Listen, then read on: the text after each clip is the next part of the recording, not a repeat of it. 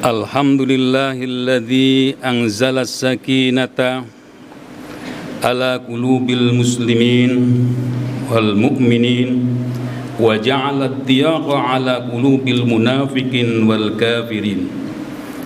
Ashhadu an la ilaha illallah al-malikul haqqul mubin wa ashhadu anna Muhammadan abduhu wa rasuluh as-sadiqul wa'dul amin. Allahumma salli wa sallim ala nabiyyina Muhammad ibn Abdillah wa ala alihi wa ashabihi wa man tabi'ahum ihsanin ila yaumil qiyamah. Fa ya ibadallah, usini wa iyyakum bi taqwallah faqad fazal muttaqun. Wa qala ta'ala wa may yattaqillah yaj'al lahu mahrajan wa yarzuquhu min haitsu la yahtasib. Hadirin jamaah Jumat yang berbahagia, mari kita panjatkan puji syukur kehadirat Allah Subhanahu wa taala yang telah melimpahkan berbagai macam bentuk kenikmatan, baik nikmat dohir maupun nikmat batin, terutama nikmat iman dan Islam. Salawat dan salam kami haturkan kepada junjungan Nabi kita Nabi Muhammad sallallahu alaihi wasallam yang telah membina umatnya dengan penuh rasa kasih sayang dan contoh yang patut kita ambil di dalam kehidupan sehari-hari, baik itu kehidupan pribadi, keluarga, kelompok, dan bahkan berbangsa dan bernegara. Hadirin jamaah Jumat yang berbahagia, kalau kita perhatikan di hari kiamat itu nanti, ketika mendekati kiamat, orang tidak kenal siapapun. Orang tua tidak kenal anaknya. Bahkan ada ibu yang melahirkan, dia lari meninggalkan anaknya yang semestinya diberikan ASI. Dan kini pun terlihat anak itu bisa jadi anak buah. Ada orang yang menjadi sayyidnya, yang menjadi tuannya, malah membunuh ajudannya. Terus tidak hanya itu saja, di dunia pendidikan pun demikian.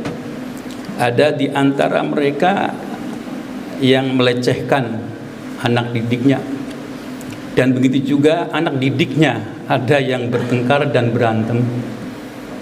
Ini pertanda betapa kacaunya nanti di hari kiamat.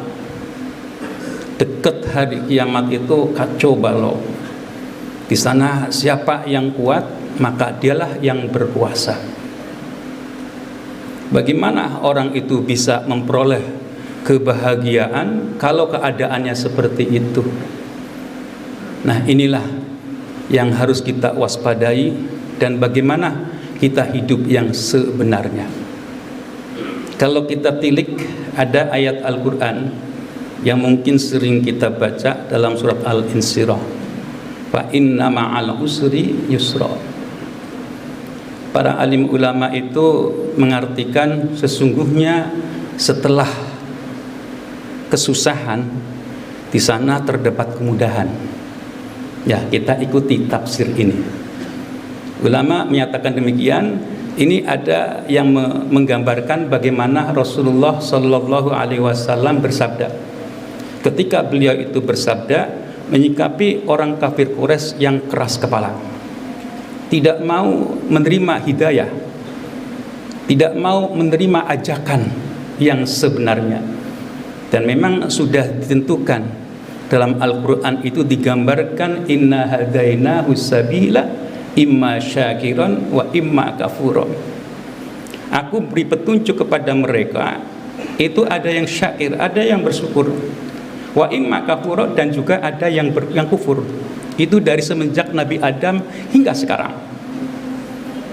Ada di sana yusra sebagai petunjuk untuk umatnya. Yang pertama, Allah berikan pemahaman kepada umatnya dengan mudah. Ayat-ayat Al-Quran itu bisa dipahami oleh siapapun dan bisa memahaminya, maka mereka bisa beriman. Dan memang kalau kita lihat, orang yang masuk Islam itu adalah orang yang cerdas. Cerdas akalnya, juga cerdas hatinya. Kalau kita tilik, siapa sih orang yang pertama masuk Islam? Ali bin Abi Thalib. Itu yang sebenarnya yang masuk Islam yang pertama, karena dia yang cerdas. Cuma sejarawan itu membagi, kalau dari anak kecil Ali, kalau dari sahabat yaitu Abu Bakar, kalau dari keluarga Khadijah. Itu untuk membagi agar tidak mengundang permasalahan. Itulah sejarawan, ungkapannya seperti itu. Jadi yang pertama memberikan pemahaman, hidayah.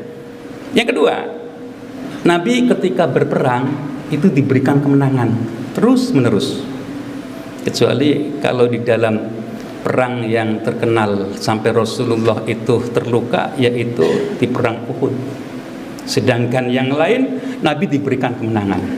Dan ini juga petunjuk bagi orang-orang yang tidak beriman, di sanalah. Ya kan, ayat Al-Qur'an jelas. Kam min fi'atin qalilatin ghalabat fi'atan katsiratan biidznillah. Nah ini. Jadi Allah memberikan petunjuk, banyak kelompok yang kecil itu bisa memenangkan kelompok-kelompok yang besar. Sebenarnya ini adalah syahadah, bukti adanya Allah.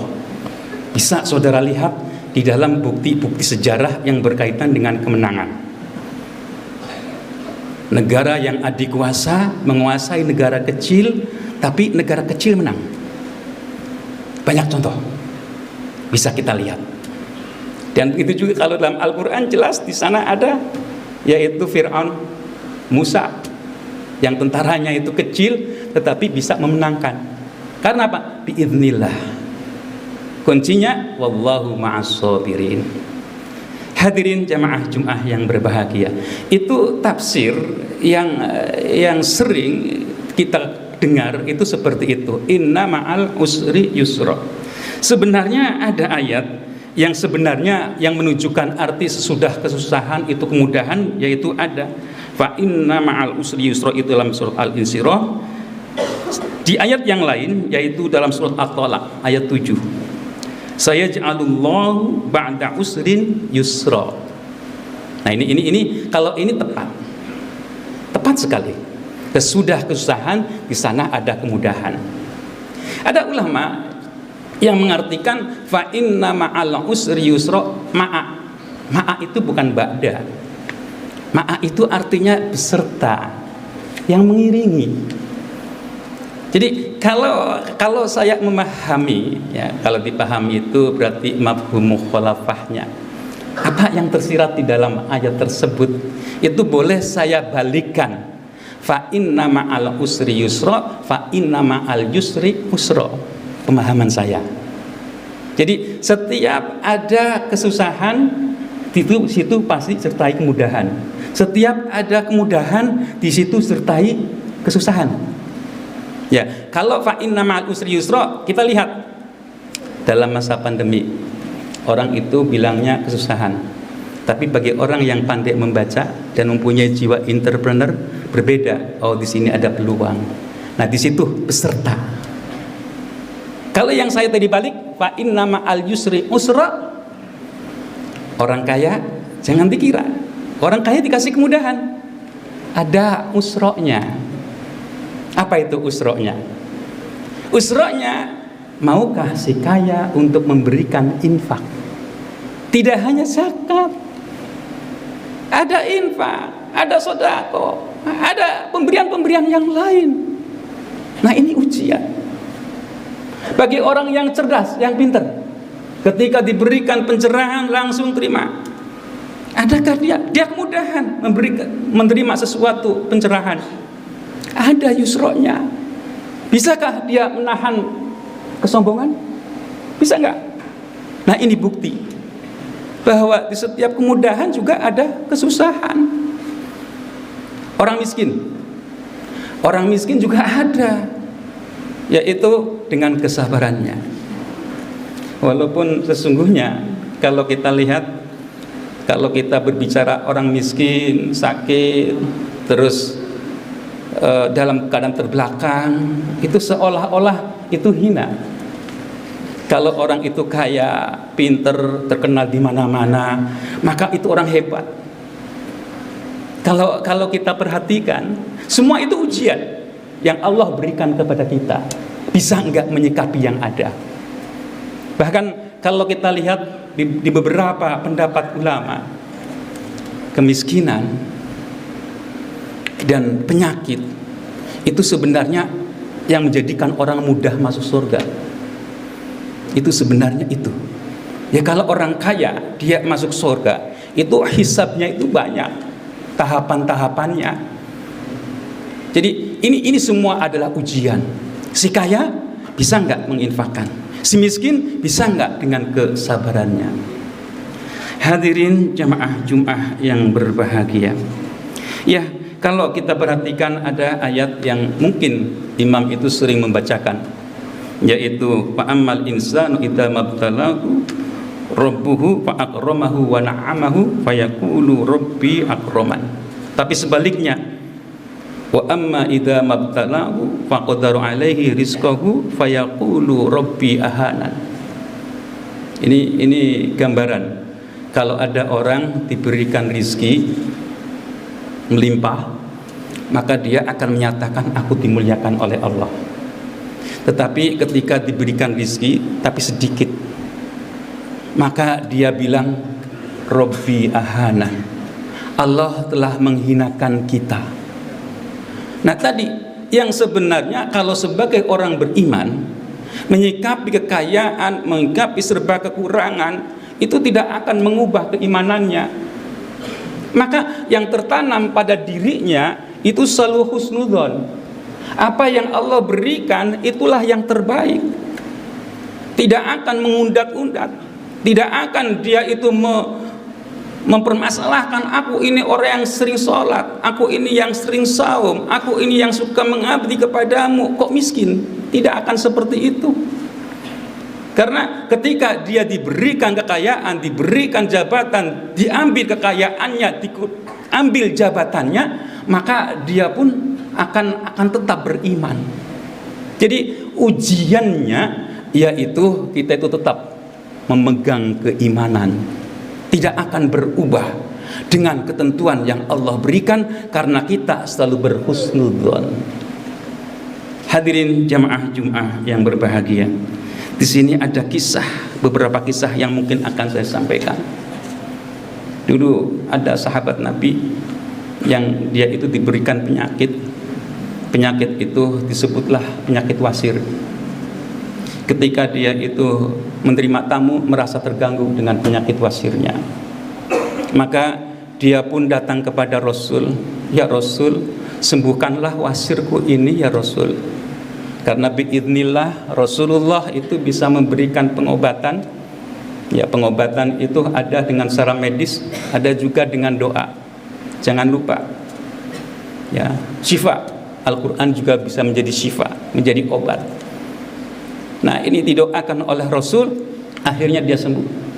Ketika dia sembuh, maka dia ngadu lagi kepada ya Rasul, aku sudah sembuh, tapi tamu-tamu yang dulu sering datang, yang sering berkunjung kepada aku, ini sudah tiada, sudah tidak berkunjung lagi. Apa kata Rasul?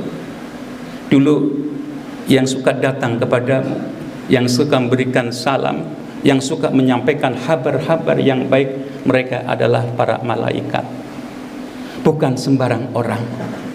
Kalau begitu aku kembalikan ya Rasul wasirnya itu. Maka setelah dikembalikan, terus dia itu pulang, kok tidak ada yang datang lagi. Maka dia pun datang kepada Rasul lagi, ya Rasul, kenapa setelah penyakit itu dikembalikan kok tidak ada lagi yang datang lagi? Berbeda dengan yang dulu, kamu itu tulus, kamu ikhlas. Tapi kalau yang sekarang, kamu diberikan penyakit karena berharap agar dikunjungi oleh seorang tamu, banyak tamu tersebut. Hadirin jamaah Jum'ah yang berbahagia, ada lagi kisah yang mungkin kita bisa ambil pelajaran yang luar biasa. Kisah Al-Junaid. Junaid itu memberikan kabar kepada temannya, namanya Asir. Asir, aku semalam bermimpi, tapi itu benar-benar menjadi kenyataan. Apa mimpimu itu? Kabarkan kepada saya. Al-Junaid menyatakan, ketika Allah menciptakan alam raya, semuanya cinta kepadaku, semuanya mengagungkan kepadaku, gak ada secuil pun yang tidak mengagungkan. Terus setelah aku ciptakan dunia, maka di antara mereka berpaling, ada 90% yang berpaling, hanya sisanya tinggal 10% yang masih cinta kepada aku. Terus ada lagi, ketika aku ciptakan surga juga demikian, 90% itu mengejar-ngejar surga, yang 10% ada di sisiku. Begitu juga ketika Allah ciptakan neraka, takut semua, yang takut sampai 90%. Terus ketika seperti itu, maka Allah bertanya kepada yang 10%. Kepada yang 10% itu bertanya, Rasul Allah bertanya, "Hei, kenapa engkau tidak terusik dengan ciptaanku, dengan surgaku, dengan nerakaku, dengan ancamanku dan sebagainya? Sesungguhnya aku ini adalah hambamu ya Allah. Karena aku ini sebagai hambamu, aku mengabdi kepadamu, apapun yang engkau perbuat terhadapku, aku akan ikut. Walaupun itu berikan azab, iya." Itulah gambaran. Hanya orang yang bisa mengabdi kepada Allah dengan sesungguhnya dan sesuai yang Allah harapkan, wa ma khalaqtul jinna wal insa illa liya'budun, inilah hamba yang sesungguhnya. Nah, oleh karena itu nanti ada gambaran-gambaran wa ibadur rahman alladzi yamsuna, orang-orang ibadur rahman ketika dia itu berjalan, dia menunduk. Ketika dia bertemu dengan orang-orang yang dianggap paling rendah, yang derajatnya dianggap dudukannya itu paling rendah, tetap dia itu hormat, qalu salama. Nah, inilah hamba Allah yang sebenarnya, bukan karena kedudukan, bukan karena harta, bukan karena surga, bukan karena neraka, tapi hanya karena Allah. Itulah yang dapat saya sampaikan khutbah sekelumit ini. Barakallahu li wa lakum fil Qur'an azim wa nafa'ani wa iyyakum ma fihi min ayati wa dzikril hakim. Aqulu qouli hadza fastaghfiru innahu huwal ghafurur rahim.